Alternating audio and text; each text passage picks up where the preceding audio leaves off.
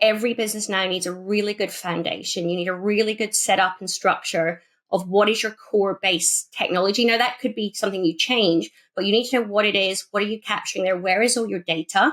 What should you be capturing? What shouldn't you be capturing? How long should you be keeping it? That core privacy, there's been so many cybersecurity breaches, so many data breaches have happened. Welcome to the Tech Savvy Recruiter, the podcast for recruitment and staffing agency owners keen to explore the tech innovations reshaping our industry.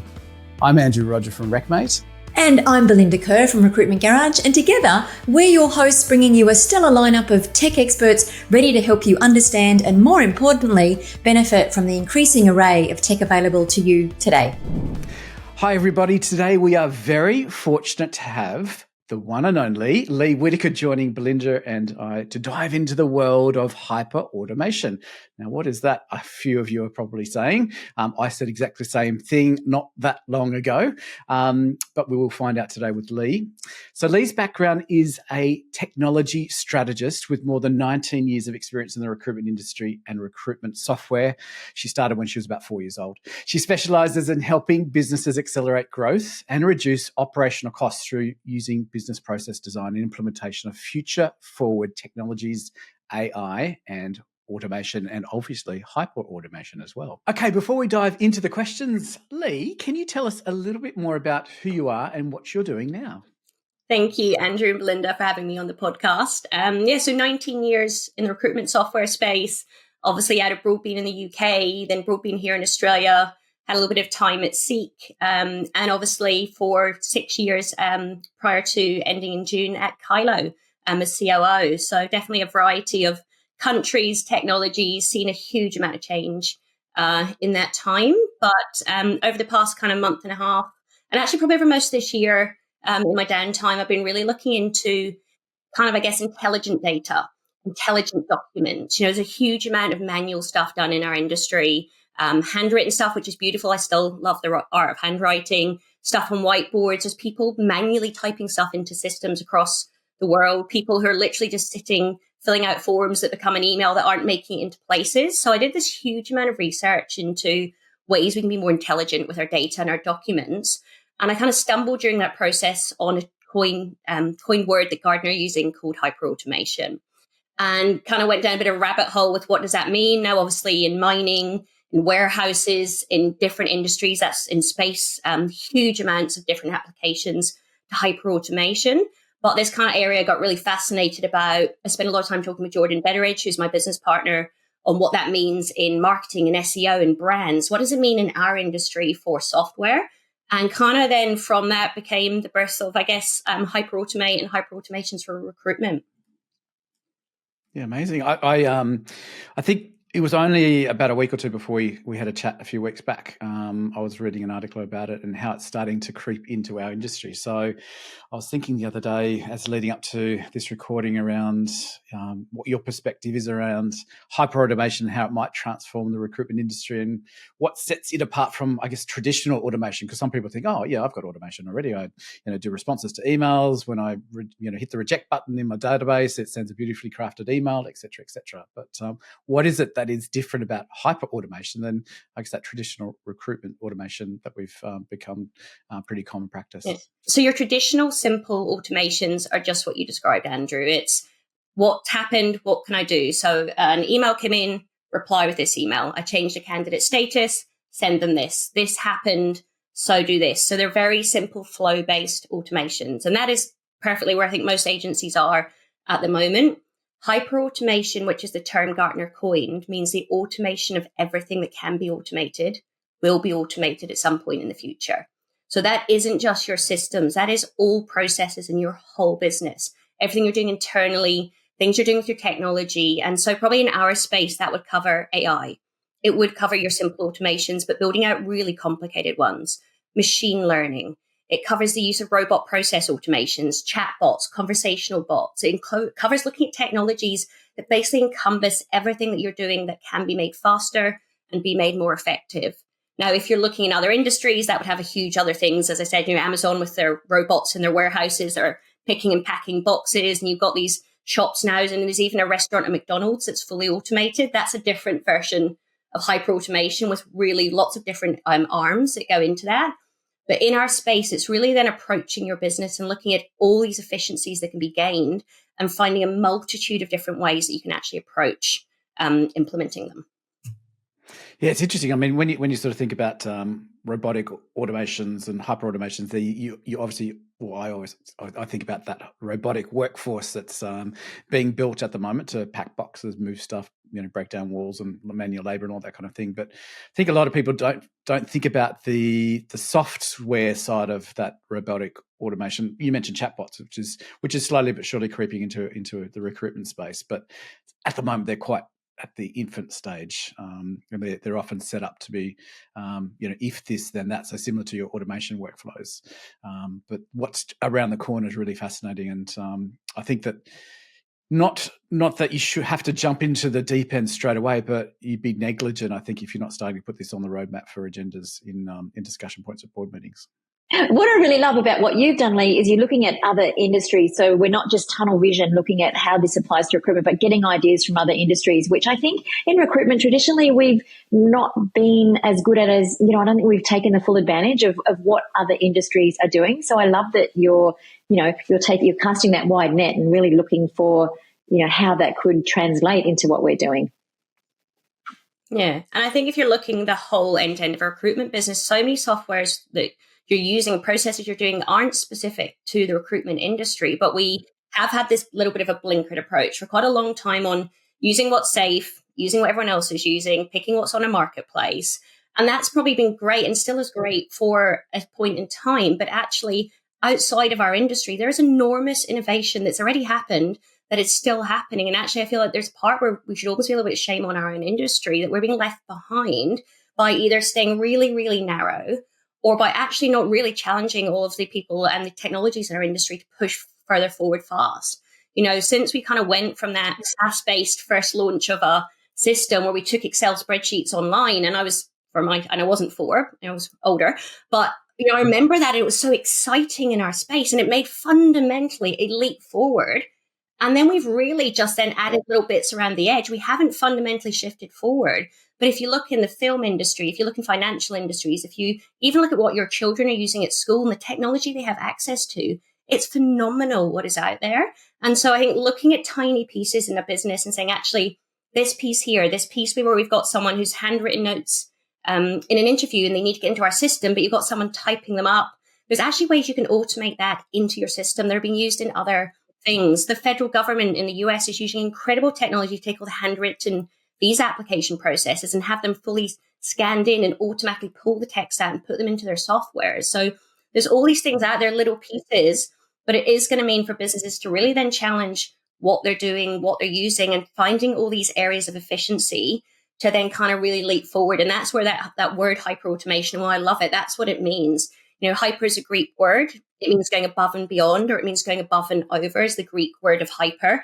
And that's really what you're talking about doing, actually taking businesses now way further forward than we are. And that might be just internally right now, finding all those efficiency gains that lets them become better recruiters and get more time on the tools and do what they're really great at. Or it may be actually challenging what they're doing day to day with their software and changing parts of it and not being afraid to try other technologies that aren't in our industry. So that's why I love the term, and I love that it creates a conversation point with people going, what is this? Is it? And it's not a thing. It's many things, but it's a concept and a journey now for everyone to go on together.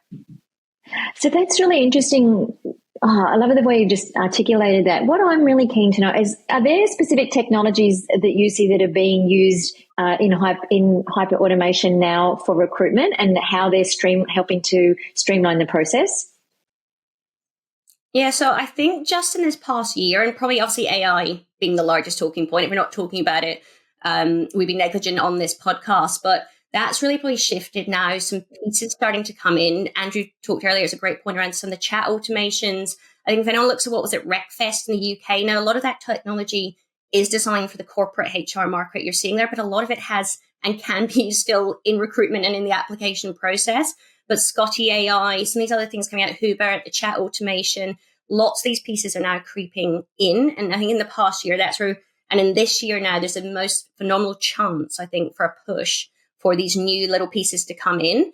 But the rest of it actually is being where I'm seeing it being designed and being used by businesses is them looking at what does your Microsoft If you're a Microsoft house, what's Microsoft got for you? Or if you're a Google house, what's Google got for you with Gemini?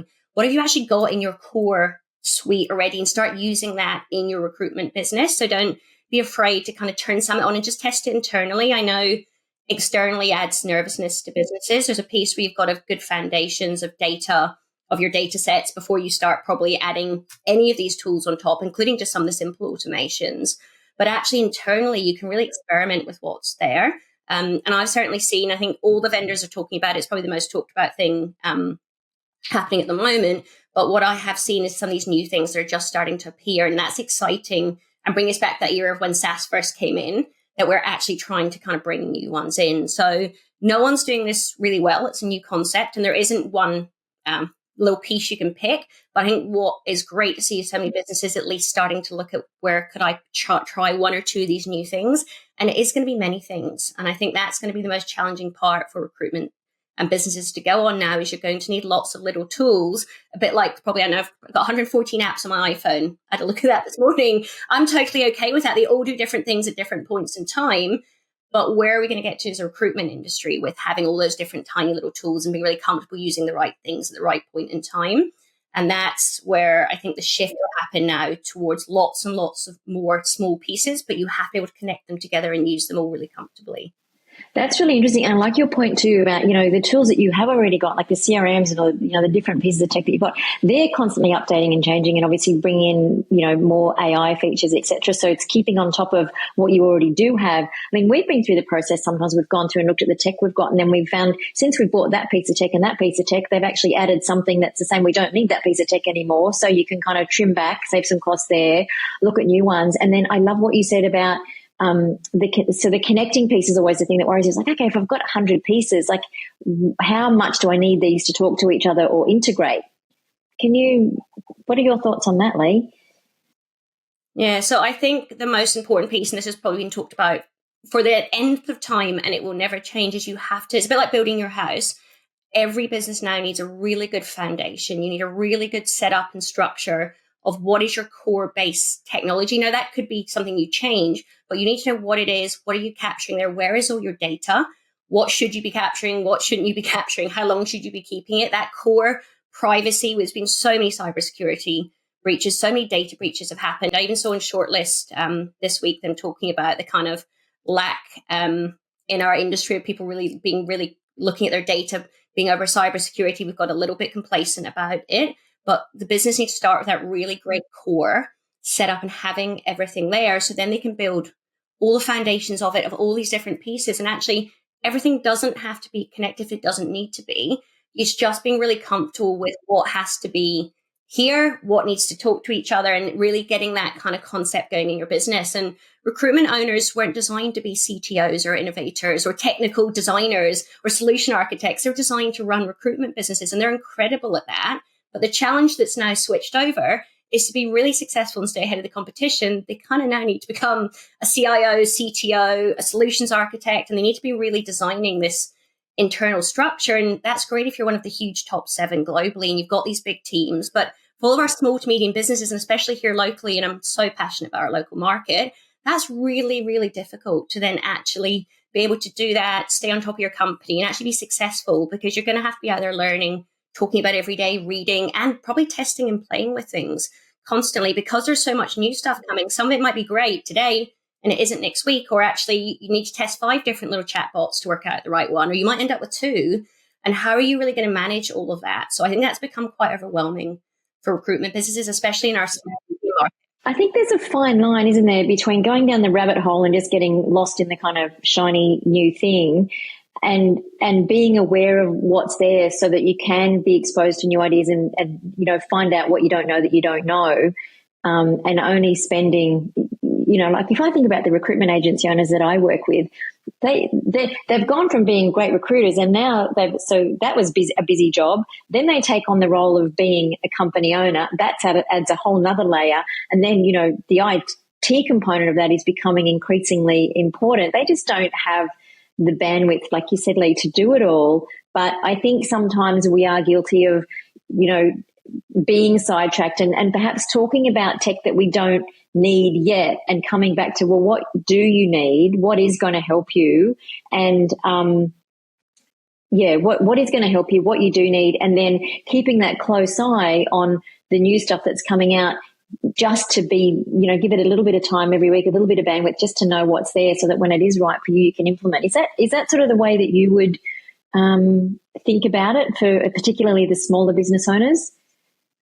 Yeah, I think for the smaller business owners, it needs to start with what is your strategy actually on it? What is your your elevator pitch to your staff, to your team? What are you saying you're going to do with your technology stack? Where do you want to be? Where are you going? Actually having like a little mission and vision just on its own, and actually being really comfortable. This is what we're going to do for now. So starting with that base, and then from that actually building out, okay, well, what are we going to do? Find someone, if it's not you, if one of your staff is super techie, if they're passionate about it, leverage some of your people, because you will find people in your business who actually are really into, and it may again not be technology in our space, but they're seeing innovation through what their children are doing in other industries, maybe what their partners are doing. And so actually finding that person internally who'll be like, oh, I saw this, it's really cool. And having those conversations, being really comfortable to actually start adjusting your culture to talk about it a little bit more, and then starting to pick, okay, everyone will have some kind of CRM, even if it's an Excel spreadsheet. What about all the other bits? What's the next biggest priority? And it may not be an external thing to post jobs or to market or to do your website. What about what would save the most time internally? So what is the big pieces you can pick up? This has to be automated in some way. This has to be more efficient in some way. And then actually planning each of those things and looking at what's available. But again, not just in our space.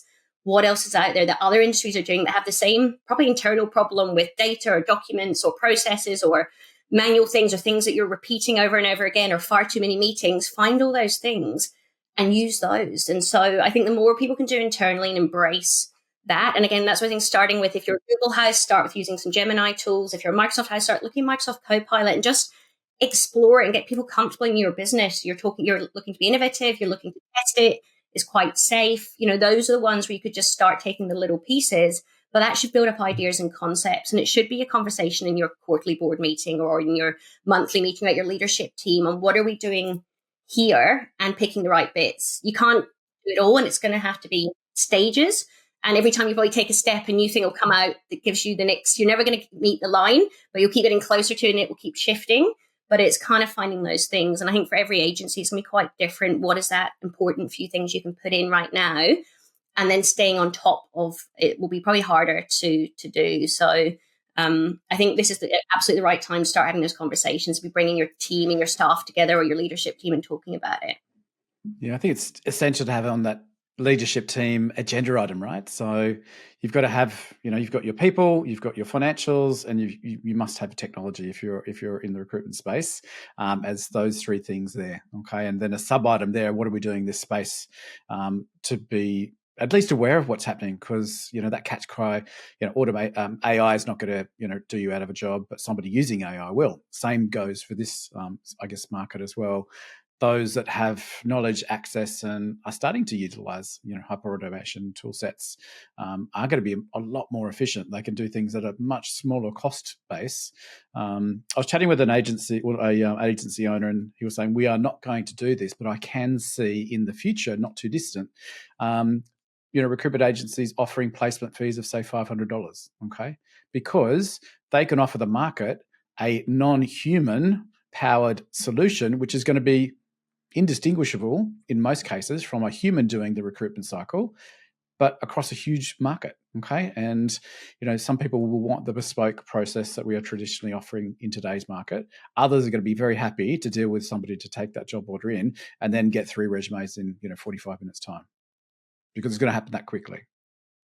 Your database will be hyper updated, it'll be hyper available, and you will be hyper responsive to those job requirements. So it's almost going to be, you have your fine dining restaurant and you've got your Macca's, right? So you choose what pathway. If you want just an instant hit, I need somebody in to start tomorrow, I'll go down this pathway. Or if you want something a little bit different, you've got another choice there. It's really fascinating. I was just thinking, as you were discussing as well, Lee, around technology becoming not just at the leadership or board level, but it's at the recruiter level. I was chatting with a rec person the other day, and he was saying that his top candidates are starting to ask those questions around what technology bases those recruitment companies that they are marketing to them are utilizing, because what's in it for me? How's my job going to be more seamless, more straightforward, and how can I earn that commission check a little bit easier? What's going to back me up? Because in the world of recruitment, there's a lot more put on our shoulders on a daily basis for a lot less often. So how can I, enable that to be as fast, streamlined, and as efficient as possible? Yeah, and we all know how competitive it is getting people. I think it's going to become a real definer, as particularly as younger people come through who just have been using this since they were 3. It's all very natural to them, and it's just a natural expectation, I think. So the companies that aren't engaging are going to be losing the tech savvy people that they do want. They're going to be losing those people. Interesting. And this new generation coming into the workforce, this generation of the scroller, TikTok, and my son is in this generation. If they came into some of these businesses and saw the technology they're being asked to use day to day to make them effective, to make their commission or to work in the business, they'd walk out the door. They would, there's this generation that's going to, if we're not driving the change and we're not putting it in, they're going to be driving it. The candidates and our new employees coming in are going to be driving the change for us, because they're not going to accept some of these things and all these manual processes and pieces are being typed over here and copied over here. And some of the archaic technologies that have been in our industry and there is some that haven't changed in the 19 years, not to fundamental change like some of the other things that developed. And there's this great opportunity in COVID for so many things to happen. And I think in other industries it did, but I don't know so much in the recruitment staffing space how much technology really shifted in that time period. And let forward, Zoom was a huge one globally that became this thing. Then obviously Microsoft Teams, and everyone was racing to catch up to what Zoom fundamentally changed how we communicate and how we work. And so those things now need to happen, because this generation coming into the workforce is going to be expecting it and demanding it. And so it has to start now, because it's going to cause more than just we're not competing against people, as we can't keep people and we can't get great new people coming in because they have incredible insights and they're incredibly skilled, a very different skill set to work with, but we're going to have to provide them the right tools. So I think that kind of working out, and that's why I start with what are you, or if you're choosing to be a Microsoft or Google, start with that base and start working out from there. Start really looking at the fundamental things you're already access to. I think people really don't leverage those core platforms their businesses have enough before they start adding all these other shiny, amazing tools on top to effectiveness. So you've got to really start from that. That's what I talk about, the foundational layer. Getting that right is really important, and knowing what's there and using it all, because that's where this, it really is going. And so I gave Andrew a great analogy when we caught up the other week. I have been a laptop, HP, Dell, forever person in my working life.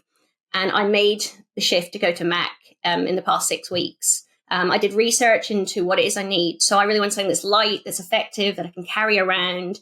I want it to last all day with the battery. I wanted to be able to connect it. I am an iPhone user. And so I did a lot of research. And then when I got my Mac for the first week, I was like, oh my goodness. I was like, why did I do this? This is really painful. This is designed for developers and marketing people and content creators. Why have Mac made copy and paste and some of the basic things that I fundamentally know to do with my eyes shut hard? And now that I've embraced it, I think I did a call with Andrew. I was like, oh my God, I love it. I love all the things you can do and the handoffs and the gestures and the screen mirroring, the sharing. I've become more effective just by changing it, but going through that little process of making the decision to change and almost regretting it when I was in JB Hi-Fi and going back to what I know and picking up a traditional laptop. And then going through that couple of weeks of that painful, why is this different? Why does it need to operate like that? I almost want to go and change all the configuration settings to make it work how I was used to. Now I'm here, it's for me and for what I need is brilliant. And so I think it's that kind of concept of getting that core right, picking all the right things, using the tools you have and knowing them really well, and then start adding all the other fancy things on top. So which I guess leads to maybe a different, skill set or role types that we might need for our agency businesses. Yeah. Have you thought anything into that, Lee, around, what are those skills or role types that are going to be most valuable to a recruitment business in that ever-changing, automated, hyper-automated landscape that we're approaching? Yeah, and I think, if you'd first asked me, maybe even before I started looking into this, what is it the skills a business need? I'd say change management. Now, change management's become its own process, its own culture. There's qualifications, there's businesses you can bring in to do that. Actually, it's not that at all. What you need is a skill set is technical adaptability. You need everyone in your business to be technically adaptable to make these changes and change the technologies and use and utilize them all. And I don't know what point it happened, but we decided, and Andrew and I have, been in meetings and worked together for many years. We've talked about recruiters don't like change. I don't know when we decided as a group of humans that recruiters don't like change and they won't change. And it's really difficult to make them change softwares, but we kind of categorized this, and it's talked about on many implementations that Andrew and I have worked on together or over the years. I've been in businesses that talk about, recruiters don't like change. I'm like, well, actually, fundamentally, I think that's a little bollocks, because I'm assuming at home they don't get a new app pops up on their iPhone and they don't freak out and run out the house, or they haven't not shifted to maybe using a robot vacuum hoover or some of these new technologies. I've got smart lights. I'm sure at home and outside of the workplace, people who are recruiters are adapting to whether an Android, whether an iPhone, whether they're a house that's getting anything new. Fundamentally, we are technically adaptable outside of the business model. But when we come into the workplace, we've somehow put ourselves, or all agreed through some unconscious decision we've had, that we're not adaptable and we can't possibly change parts of our technology because everyone will freak out and they'll quit and no one will use it. But actually, that starting from the leadership team, starting from the business owner culture, you have to now get this conversation going about being technically adaptable internally. And technology you're using be so simple, like on your iPhone, to delete an app, to add an app.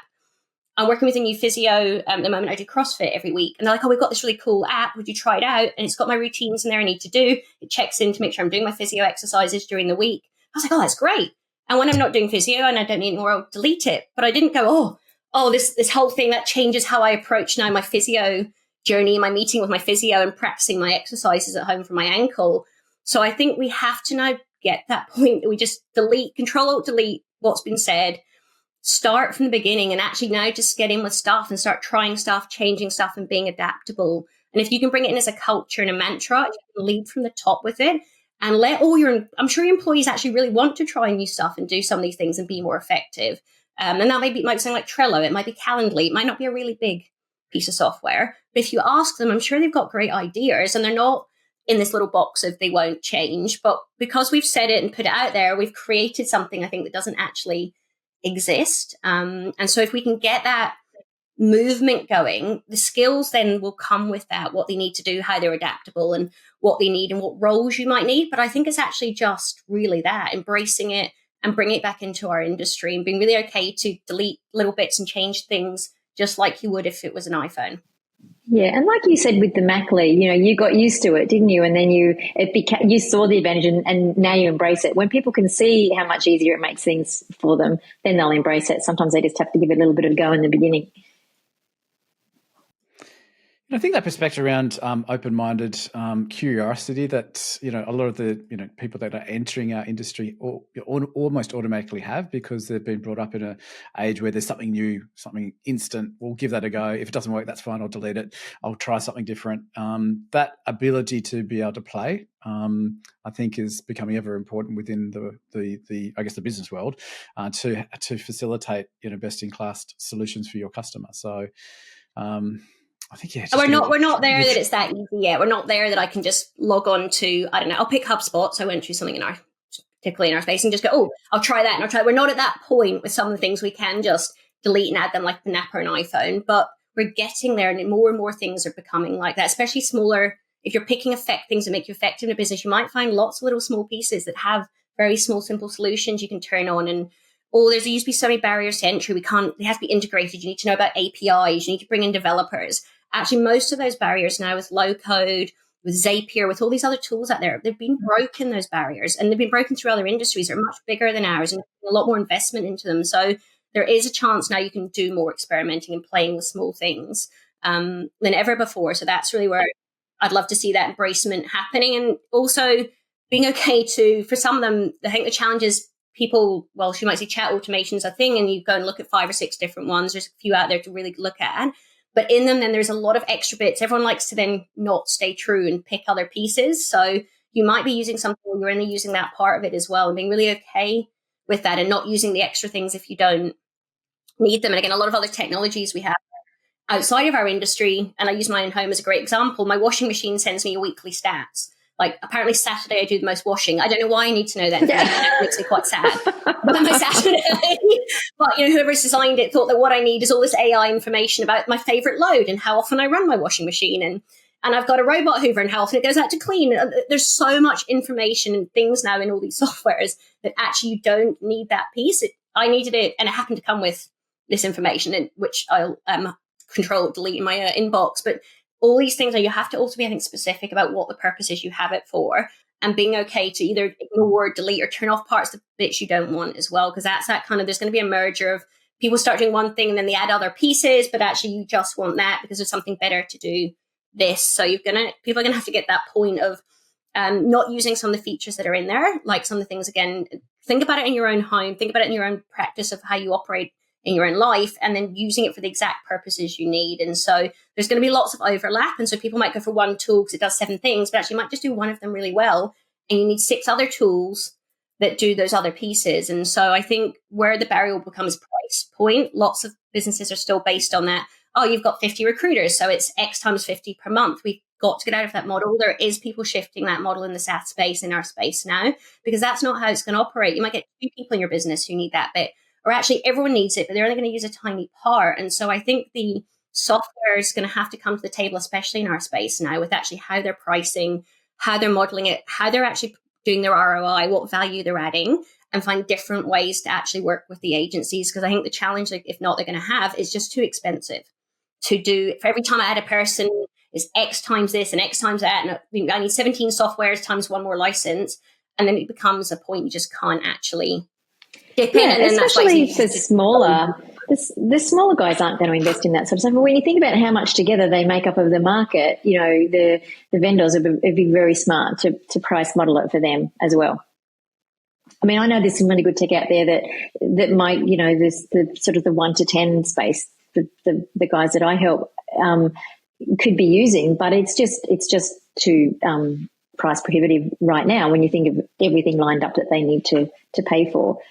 But they absolutely would help their businesses, and if they can come at better pricing models, I think they'll get a lot more uptick. Interesting. Looking ahead, Lee, how do you see hyper automation shaping the future of recruitment, and what trends should the industry be looking for? Yeah. I think the biggest change that we're going to see from now, and it won't be straight away, but let's say I step forward a couple of years, is that concept on whatever device you're using as a recruiter. You have lots of different apps like you have on your phone, apps that are a really low price point based on what it is you're using, where you're able to basically go between them with a really good core of your data and what you're doing as an agency to be really, really effective. And that you're feeling that kind of, there'll be a change, I think, in the feeling when a recruiter comes to work. Like, you can almost ask them, what was it like a couple of years ago when you had these technologies and you're doing all these things manually still, and you were frustrated, and you probably still went back to Excel because it's easier sometimes than trying to use a Power BI, or you're still doing bits of things on pieces of paper and manually typing them up. There should be a feeling, if we step a couple of years forward, that actually you're just doing your job and you're doing all the great things all the time that you're really skilled at, that you've got all your expertise in, and the technology is just filling all the other gaps around you, but quite naturally, and it doesn't feel uncomfortable. And it will be lots of different technologies. And what I'd love to see, and what I'm hoping we'll see, is lots of different technologies being used in our space that aren't designed for just recruitment. Staffing, they're not just designed for HR, but they're really good technologies being used that are actually elevating those businesses and those employees forward. And that's where I think that's what that Gartner coined word of everything that can be automated will be automated in the future. That's what Gartner are kind of saying industries and businesses are going to get to, that all those things are going to be filled in some way through a variety of different technologies and processes. And then you're just being really effective as a person, as a human, with the bit that you're really skilled at. And that's where the industry will change if we can take that first step forward to kind of do those things. And so that's what the future is. It's that really effective use of time, and everything else around you just being performed through technology or process. And it will be technologies in plural. There isn't going to be a hyper automation product that comes out that does one thing for everybody. It's going to be lots of little pieces to move you forward. So that's kind of the future for our industry. And I'm certainly going to be looking at other stuff that's not in our space, and talking and sharing onto LinkedIn and other platforms what I'm seeing that could be used in our industry, that just people haven't had the time to, probably in the passion for the research and to really look into it, and then maybe be brave to test a couple of them out and say, actually, this is really great. Wasn't designed for our industry, but it's been used for the exact same use case in somewhere else and is really great and cheap and can be used by businesses and making them more effective with their time and their operations. So that's the shift, and that's where I'm really going to drive us forward to. Yeah, that's fantastic. I mean, I can't wait for the day, because some days I feel like I'm walking through treacle doing the stuff that I'm not good at, and it takes me longer, as most recruiters will have parts of their world that they just hate doing. But it's an essential part of that whole cycle of hiring, so they have to get it done. But having my offsider, hyper buddy, whatever you want to coin that person that sits, or that bot or whatever it is that sits beside you, doing all that stuff that we're not designed to do. We don't find it interesting, and it just gets done a little bit quicker, or a lot quicker, and a lot more accurately than what I can do. Can't wait for that day, so I can just walk through my business day, having conversations, providing solutions, and the other stuff that gets done behind the scenes is just hyper automated. Yeah. So maybe we could just focus on dealing with people again. Wouldn't that be nice? That would be nice. I think that having more of these conversations, I'm not an expert in all areas of hyperautomation, and it's a huge and growing field. And Jordan, who's my business partner, he's very great in SEO and data in and optimizing processes around websites and marketing and BDM and Zapier and tools that I'm not as familiar with. And so actually being really comfortable working and talking to lots of people and sharing things. It's not going to be all secret sauce and trade secrets. The more we actually come together with all the experts in our industry and outside and share all this, it'll actually take us all forward together. And that's really why I want to start talking about it and having more people talk about it. And also really open to still the things I'm going to learn, the things I'm never going to be an expert in, but other people are. And so if you start bringing all those people together, actually the whole industry can step forward. And I think that's where the more we actually talk and share, that it's going to do that. And other industries are more open to sharing. And I think, again, there's how you work as a recruiter and what you do and how you get your clients. That is the way you work, and keep that to yourself, and the way you're operating with your candidates and how you're making your commissions, that bit. But the tools you're using, that should be things we're sharing and working on together, rather than kind of fighting against each other or keeping it banded. So if we can start true. And that's what, and share more. That's what we're trying to do here with the Tech Savvy Recruiters, is bring all these stuff all these things to the fore and get different opinions and let people know who's out there. Yeah, exactly. It's so important, isn't it? Because you pick up stuff. Like just the other day, I picked up, my daughter was using this little Chrome extension called Honey that I'd never heard of, and it searches through the codes. If you're buying online, it searches through what codes are available, and you just put the code in, you get a discount. I had no idea it even existed, but all those little things, somebody else knows that you haven't heard of. It's great. Yeah.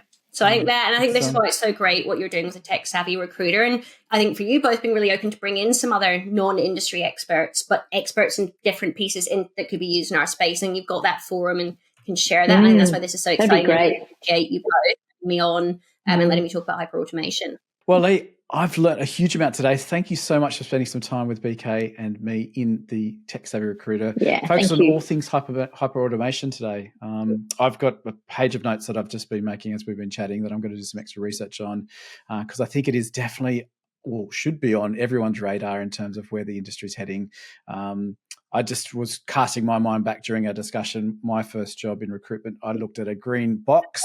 It was a DOS-based system, and all our resumes are a paper format in a compactus, which I would walk over to manually and pull out the resume of the candidate. So it is just leap bound, and a lot of the stuff we've been talking about today would just blow people's minds if they had that glimpse into the future from 20, 25 years ago. So, but I think we've become a long way in our industry to be a little bit more responsive to change. And I think the whole AI ChatGPT was a big wake up for many industries, and I think for ours as well. So I'm really looking forward to that more progressive and rapid change perspective that I think is essential for all leaders to have in mind. So thanks lots again for joining us today, Lee. Thank you both for having me on. I really appreciate being on the Tech Savvy podcast, and certainly I'll be sharing information online about what's going on, as will you in this forum as well. So I think it's just that, keep the conversation going, and reach out and ask questions. Like, actually ask other people what you're doing and what does this mean and what else is out there. Don't be afraid to do that. And if you can make that tiny leap forward now,